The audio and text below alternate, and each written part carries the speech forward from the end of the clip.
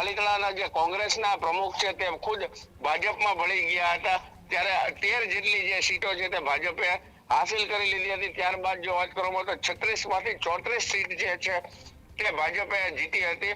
અને સાથે જો વાત કરવામાં આવે તો સુલોચનાબેન જે મકવાણા છે તે સતત ત્રીજી ટર્મથી ચૂંટાઈ આવતા હતા અને તેમને પ્રમુખ સ્થાને બેસાડવામાં આવ્યા હતા। વિરેન્દ્રસિંહ સરવૈયા જે ખૂબ એક આગવું નામ છે તેમનું, તેમાં પણ એક લોકોમાં એક વિકાસની જે વાતો છે તે પાલિતાણાની જનતાને હવે જોવા મળશે। પ્રમુખ પદે સુલોચનાબેન જીતેન્દ્રભાઈ મકવાણાની વરણી કરવામાં આવી, તો ઉપપ્રમુખ તરીકે વિરેન્દ્રસિંહ સરવૈયાની નિમણૂક કરવામાં આવી છે।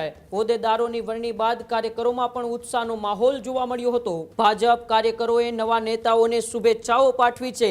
આખો વિડીયો જોતા પહેલા હજુ પણ અમારી ચેનલને સબસ્ક્રાઇબ નથી કરી તો યુટ્યુબ પર સબસ્ક્રાઇબ કરો અને ફેસબુક અને ઇન્સ્ટાગ્રામ પર ફોલો કરો।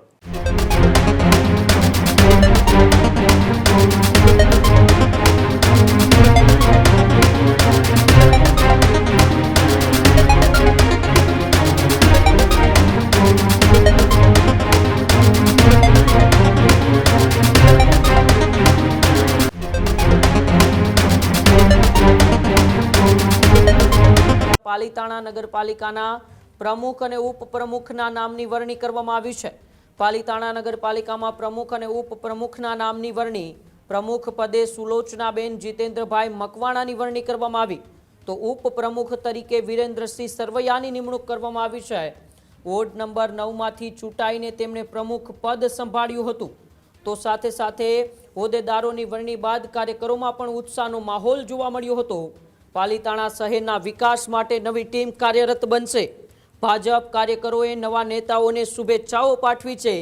પાલિતાણા નગરપાલિકામાં રાજકીય માહોલ છે તે ગરમાયો છે, ત્યારે પાલિતાણા નગરપાલિકામાં પ્રમુખ અને ઉપપ્રમુખના નામની જાહેરાત થતાં ત્યાંના કાર્યકરોમાં પણ અત્યારે ઉત્સાહ જોવા મળ્યો છે। ત્યારે વધુ માહિતી માટે મારા સહયોગી વિરાંગ રંગાણી મારી સાથે ફોન લાઈન ઉપર જોડાયેલા છે। વિરાંગ, પાલિતાણા નગરપાલિકા જે ભાવનગરની અંદર ખૂબ ચર્ચામાં રહી હતી ચૂંટણી પ્રચાર દરમિયાન, એ પાલિતાણા નગરપાલિકાના પ્રમુખ ઉપપ્રમુખના નામની અત્યારે જાહેરાત થઈ છે અને પ્રમુખ પદે સુલોચનાબેન જીતેન્દ્રભાઈ મકવાણા અને ઉપપ્રમુખ તરીકે વિરેન્દ્રસિંહ સરવૈયાની નિમણૂક કરવામાં આવી છે। ઉમંગ, બિલકુલથી વાત કરવામાં આવે તો જ્યારથી સ્થાનિક સ્વરાજની ચૂંટણીના જે શરૂઆત થઈ હતી ત્યારથી તે પાલિતાણા નગરપાલિકા છે તે ખૂબ ચર્ચામાં રહી હતી। જો વાત કરવામાં આવે તો જ્યારે શરૂઆત થઈ હતી ત્યારે પાલિતાણાના જે કોંગ્રેસના પ્રમુખ છે તે ખુદ ભાજપમાં ભળી ગયા હતા, ત્યારે 13 જેટલી જે સીટો છે તે ભાજપે હાસિલ કરી લીધી હતી। ત્યારબાદ જો વાત કરવામાં આવે તો 36 માંથી 34 સીટ જે છે તે ભાજપે જીતી હતી। અને સાથે જો વાત કરવામાં આવે તો સુલોચનાબેન જે મકવાણા છે તે સતત ત્રીજી ટર્મથી ચૂંટાઈ આવતા હતા અને તેમને પ્રમુખ સ્થાને બેસાડવામાં આવ્યા હતા, એટલે કે સ્થાનિક જે કાર્યકર્તાઓ છે તેમાં પણ એક અનેરો ઉત્સાહ જોવા મળી રહ્યો છે। સાથે જો વાત કરવામાં આવે તો વિરેન્દ્રસિંહ સરવૈયા જે ખૂબ એક આગવું નામ છે તેમનું, તેમાં પણ એક લોકોમાં એક વિકાસની જે વાતો છે તે પાલિતાણાની જનતાને હવે જોવા મળશે તેવી તેમનું કહેવું છે। કેવો અત્યારે કાર્યકર્તાઓમાં ઉત્સાહ જોવા મળી રહ્યો છે? બિલકુલ થી ઉમંગ, જો વાત કરવામાં આવે તો પાલિતાણાના જે સ્થાનિક જે કાર્યકર્તાઓ છે, નાના કાર્યકર્તાઓમાં તેમાં અનેરો ઉત્સાહ જોવા મળી રહ્યો છે।